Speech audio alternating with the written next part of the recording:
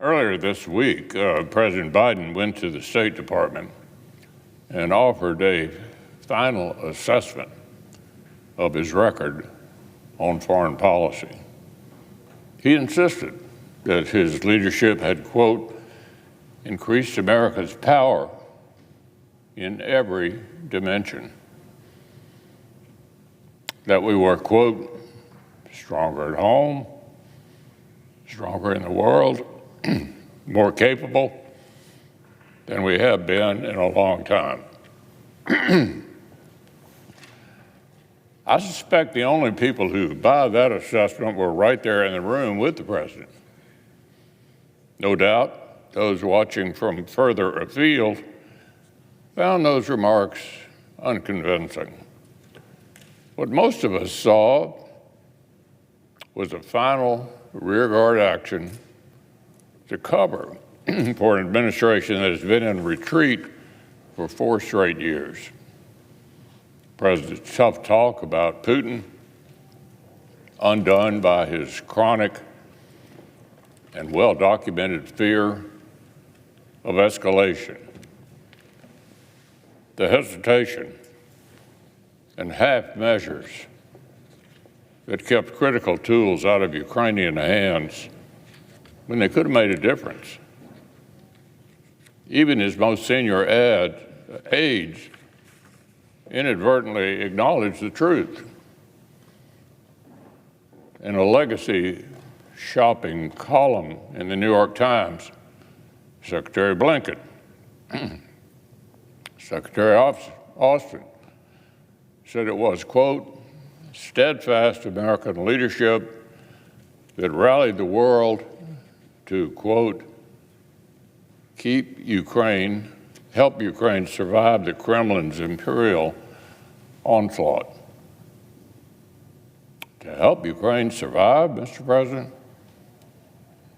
Not to help defeat aggression, not to help restore sovereignty, not to help degrade the power of a major adversary, just to let Ukraine's resistance languish on a slow drip of critical capabilities moving far slower than the speed of relevance.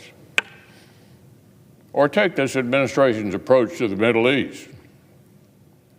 On Monday, the president was optimistic about the prospects of defeating Iran's terror proxies and restoring credible deterrence under which Israel and its neighbors could live in peace. But absent entirely was any recognition that it was Israel, not the United States, that has created this geopolitical opportunity, and no recognition that Israel has done so in spite of the administration's best efforts to restrain a sovereign ally's self-defense. In the 468 days since the horrors of October the 7th, the president's public scolding of a close ally under attack and refusal to check the growing anti-Israel poisoning his party have exposed his ironclad commitment to Israel as something of a hollow gesture. This, after a disastrous withdrawal from Afghanistan, had given allies and partners enough reason to doubt the strength of America's word and his administration's competence. And behind President Biden's bluster about winning the worldwide competition with China is a record of paltry investment in the hard power America needs to meet aggression and to reassure our allies. For 4 straight years, he submitted defense budget requests that failed even to keep pace with inflation, let alone the pacing threat of the PRC. While America's primary long-term strategic competitor extended its lead in developing and producing lethal capabilities, the Biden administration focused on climate diplomacy. And its signature climate protectionism piqued avoidable trade fights with allies and partners we need to deter or defeat Chinese aggression. In light of the PRC's headway and closer alignment with other adversaries, America's warfighters are no better equipped today to deter and defeat aggression than we were 4 years ago, and no more certain that the institutions designed to support them actually have their backs. And from Europe to the Middle East to Taiwan Straits, the forces that wish harm to America, to our people, to our values, to our interests, and to our allies have seized an opportunity. On Monday, President Biden's foreign policy will end, and a new commander-in-chief will have to contend with his staggering failures. A new administration will have to clean up the mess their predecessors made of American power and American credibility. It's no secret that the incoming national security team will take a distinctly different approach. The president-elect has expressed repeatedly his intention to reorient American national security decision-making around a simple guiding principle: peace through strength. And he'd be right to do so. His administration's work must begin with restoring American hard power and bolstering our deterrent. The world they will inherit is more dangerous and more hostile to U.S. security interests than the one he left to President Biden 4 years ago. The free world is less likely to trust our commitments, and the authoritarians convening against us are more likely to scoff at our threats.